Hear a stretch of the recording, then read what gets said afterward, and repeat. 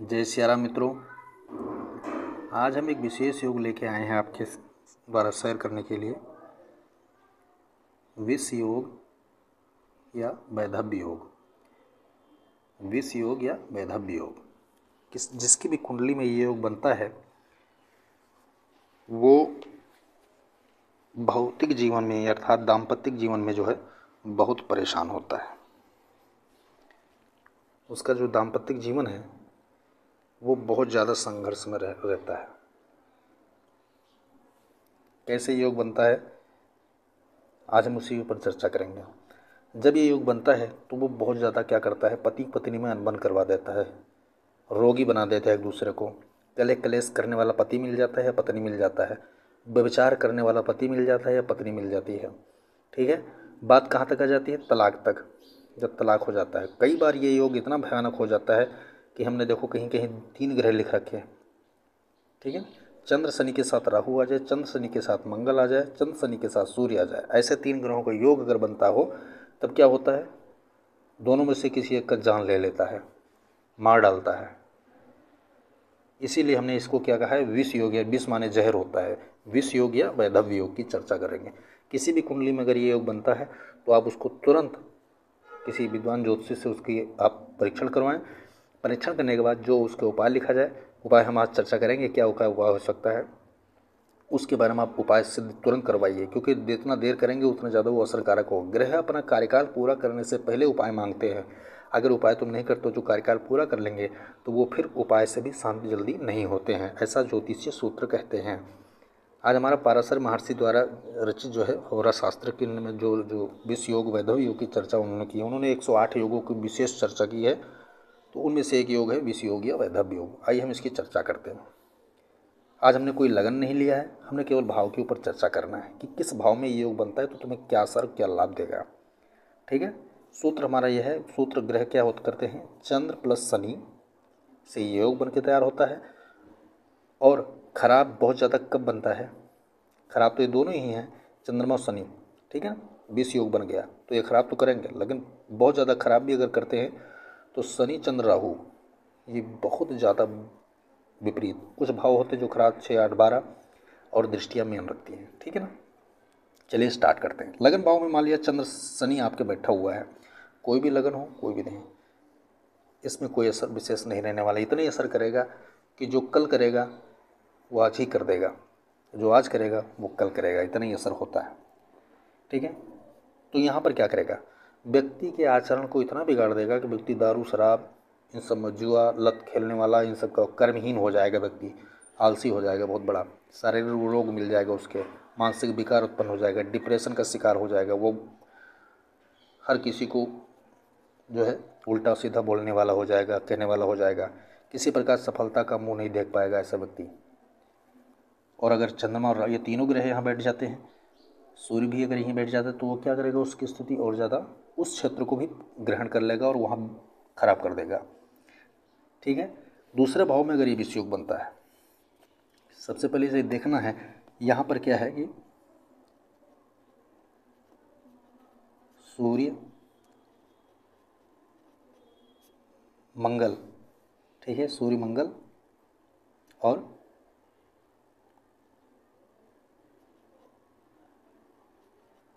राहु केतु।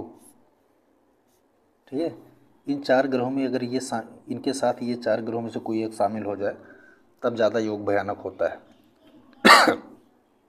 दूसरे भाव में शनि चंद्र बैठे हुए हैं, शनि चंद्र के बैठे हैं तो वो क्या करेंगे, नॉर्मली जो बताया कि वाणी में थोड़ा बहुत विकार उत्पन्न कर देंगे। ठीक है, और कुटुंब परिवार में ये है तनाव आदि पैदा करवा देंगे। ठीक है, धन संचय नहीं होने देंगे, संग्रह इकट्ठा नहीं होने देंगे, ये सब होता है। लेकिन इनमें से कोई क्रूर ग्रह के साथ आकर बैठ जाता है तब विष योग और ज़्यादा भयानक हो जाएगा। वहाँ की स्थिति में क्या करेगा, यह परिवार जन में क्या करेगा, बहुत भयानक कोई रोगी बना देगा, निरंतर कोई ना कोई रोगी रहेगा, संघर्ष उठाना पड़ेगा। वाणी में क्या करेगा, तोतलापन हाथ भर देगा, जबान का रोगी बना देगा। जबान की कई बार ऐसे होते लोगों की जबान कटवानी भी पड़ जाती है, ऐसी स्थिति में वाणी का भयानक रोग देता है ये। धन संग्रह नहीं होगा, आप जितना कमा के लेके आएंगे उससे 3 गुना खर्चे का योग ये बना के फिट रखेगा। और पैसे जाएंगे कहाँ, रोग में, जुए में, खराब आचरण में, व्यवहार में, चोरी डकैती आदि भी हो सकता है। ठीक है। तीसरे भाव में क्या करेगा, रिश्तों को पनपने ही नहीं देगा। तुम्हारे शरीर में आंतरिक एनर्जी जो होता है, आत्मबल जो होता है, वो पूरी तरह घटा देगा।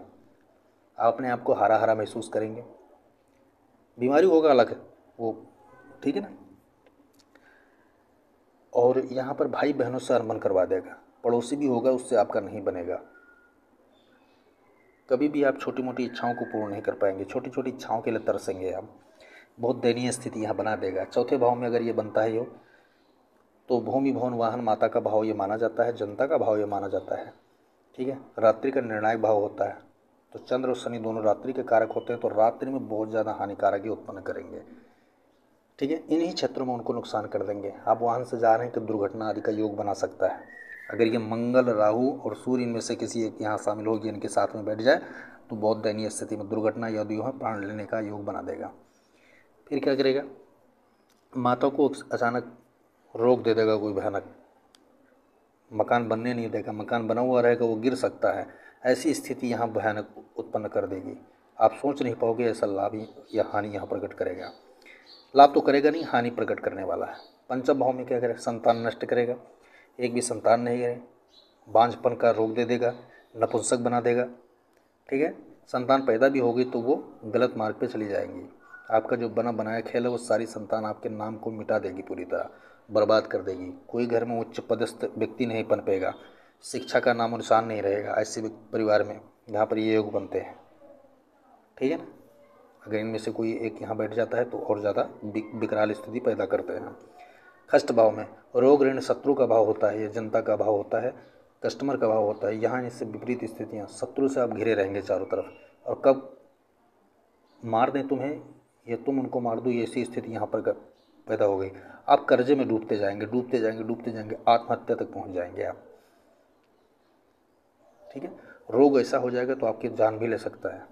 कोई ऐसी स्थितियाँ यहाँ प्रकट होगी, अशांति से भरा रहेगा पूरा जीवन। सप्तम भाव में अगर पत्नी रोगी हो जाएगी, अगर पत्नी की कुंडली में है तो पति रोगी हो जाएगा, अनबन हो जाएगा।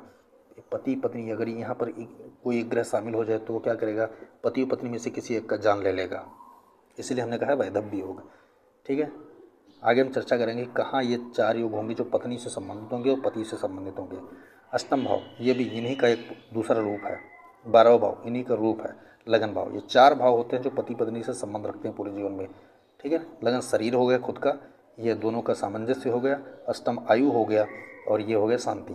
तो यहाँ अगर ये योग बनता है बहुत ज़्यादा डेंजर रहने वाला है, बहुत ज़्यादा खतरनाक रहने वाला है। यहाँ प्राण ले लेगा, ऐसा रोक देगा तो मृत्यु के समान हो जाएगा व्यक्ति। तो अष्टम भाव में क्या होगा, ये और अचानक होगा, जो कुछ होगा अचानक होगा। किसी ने गोली मारी, आगे लग गया, व्यक्ति समाप्त। कहीं जा रहे हो, एक्सीडेंट हो, पहाड़ से नीचे गिर जाना, वैसी स्थिति प्रकट करेगा अष्टम भाव। नवम भाव में, नवम भाव में क्या होगा, भाग्य को पूरी तरह जीरो बना देगा, ये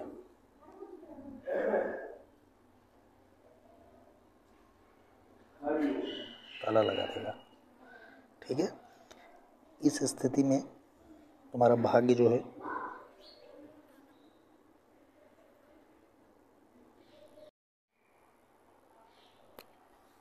यहाँ भाग्य को पूरी तरह बांध देगा। ठीक है। और जो भाग्य बन गया तो अभागा हो जाएगा व्यक्ति पूरी तरह। धर्म कर्म में उसकी रुचि नहीं होगी, वो देवताओं को गाली मारता फिरता रहेगा। वो मंदिर भी जाएगा तो कहीं एक्सीडेंट का शिकार हो जाए, ऐसी धार्मिक स्थिति बन जाती है उसकी। बहुत भयानक स्थिति होता है। दसम भाव में क्या होगा, कैरियर तहस नहस कर देगा।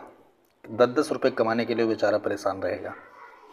ठीक है। मानसिक रोगी हो सकता है। राज्य सरकार सत्ता और राजा से उसका विरोध हो सकता है। ठीक है। राजा का अर्थ होता है राज सत्ता, सरकारी काम, उससे कहीं भी लाभ उसको नहीं मिलने वाला है। यहाँ तक कि जो कंट्रोल पे सीधा मिलता है वो भी उसको नहीं मिलेगा। दसम भाव हाँ, दसम भाव में पिता से इनका विरोध हो जाएगा, दादा से इनका विरोध होगा, यानी बुजुर्गों से तो इसका बनेगा ही नहीं। कहीं पुरानी पीढ़ियों से इसका बहुत बड़ा खिलाफत रहेगा। रूढ़वादी परंपराओं को ये मानेगा नहीं, परंपरा को तो बिल्कुल छुएगा नहीं। दूसरों की तरफ आकर्षण इसका बढ़ता जाएगा। 11वें भाव में क्या होता है, जहाँ कन्या संतान हो चाहे पुत्र संतान हो, सबको ये मारने का काम करेगा। कोई भी संतान नहीं पनपने देगा। काम का हास होगा। ठीक है। पति पत्नी की जो शारीरिक इच्छाएं होती पूर्ण नहीं हो पाएंगी, पूरा नहीं हो पाएगा। रोगी कोई ना कोई छोटा मोटा रोग का शिकार ही रहेगा, आंतरिक रोगी हो सकता है। ठीक है। इनकम नहीं हो पाए, क्योंकि इनकम रास्ता खोलेगा ही नहीं, तो पत्नी पत्नी जो है उनकी कोई इच्छाएं पूर्ण नहीं हो पाएंगी। व्यक्ति दूसरे को देख के तरसता रहेगा और कल्पनाशील जीवन जीता रहेगा। 12वें भाव में यह मानसिक रोगी होगा, अशांति नहीं होगी, वो दर दर भटकने वाला काम करेगा। ठीक है, किसी भी शहर जाओ उसको वहाँ पर तरक्की नहीं मिलने वाली है।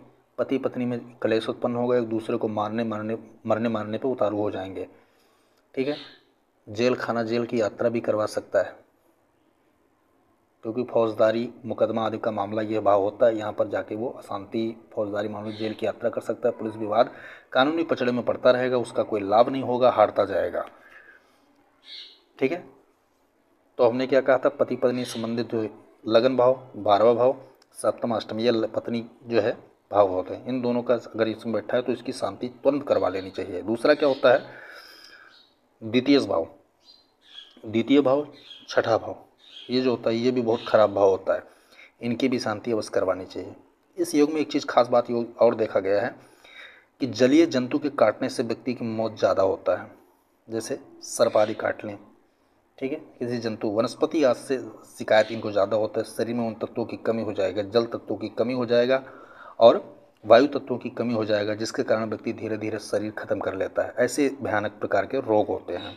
वात पित्त कफ, कफ संबंधी समस्या इनके शरीर में भरी पड़ी रहेगी। ये कफ रोगी होगा और शरीर में जो है जलोदर आदि भयानक रोग उत्पन्न होने का वो रहता है। वहीं के अगर स्त्रियों की बात देखा जाए तो स्त्रियों के जो है शुक्राणु, अंडज और किडनी स्टोन, ठीक है, यूरिन और अनियमितताएँ जैसे भयानक रोग दे देगा, श्वेतप्रदर आदि रोग दे देगा। ये रोग जो है यहाँ पर, तो इन भावों में अगर बैठा हुआ है आपका ये चंद्र शनि, और साथ में अगर ये ग्रह और भी है, चंद्र शनि भी अगर बैठा तो भी इलाज करवाना ही करवाना है। अगर ये बैठ जाए तो 100% ही करवाना पड़ जाएगा आपको। आइए देख लेते हैं इनका इलाज क्या है। इनका इलाज सबसे पहले क्या होगा, शनि का वैसे तो जो एकड़ी जाप बताया गया 23,000 है, लेकिन इसको गुणे जो है 4 करेंगे तो ये 1.25 लाख के करीब में आएगा। ठीक है ना, 1.25 लाख जाप करवाना है। चंद्रमा का भी चौकड़ी करवाना है, तो इनका करीब करीब 51,000 जाप चंद्रमा का बनेगा। ठीक है, ये करवाना है चंद्रमा का और शनि का। ठीक है, और अगर ये ग्रह भी उसमें आ जाते हैं तो आपको क्या होगा, महामृत्युंजय 63,000 तो कम से कम करवाना है। रुद्राभिषेक, ठीक है, रुद्राभिषेक करवाना है। दशांश हवन, दोनों प्रोसेस में हवन तो होना ही जरूरी है,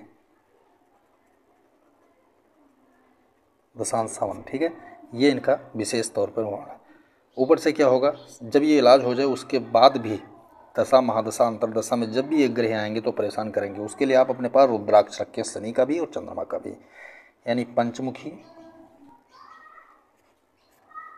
या एक मुखी, ये चंद्रमा के लिए, और शनि के लिए अष्टमुखी या 13 मुखी, यानी 8 मुखी या 13 मुखी, ये हो गया शनि के लिए। आप रुद्राक्ष रखें और जब इनकी दशा महादशा अंतरदशा प्रत्यंतर सूक्ष्म या प्राण दशा आवे तब आप इसको धारण कर लें। ठीक है, इनके लिए दान भी आप निरंतर कुछ ना कुछ करते हैं। शनिवार या शनिवारी अमावस्या, शनिवार शनि अमावस्या, सोमवार सोमवती अमावस्या, ठीक है,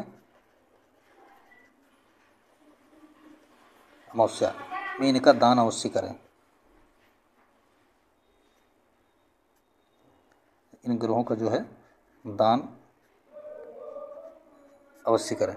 ठीक है ना, इनका दान क्या होता है, शनि का काला चीज़, तेल, उड़द, कम्बल, लोहा, ये सब चीज़ होता है। चंद्रमा का चावल, दूध, चीनी, सफ़ेद वस्त्र आदि जो होता है चंद्रमा का होता है। आप निरंतर किसी धार्मिक स्थल पर जा के उनको दान करें। शनि का दान भिखारियों को करना चाहिए या डाकूतों को करना चाहिए। काले पशु, काले कुत्ते हों, उनको आप ये चीज़ खिला सकते हैं। इन इलाज पे अगर ये उपाय करेंगे तो वैधव्य योग कुंडली में शांत हो जाएगा, किसी प्रकार की कोई दिक्कत नहीं रहेगी। आज का वीडियो इतना ही। इसको देखिए, समझिए और विचार कीजिए। जय सिया राम।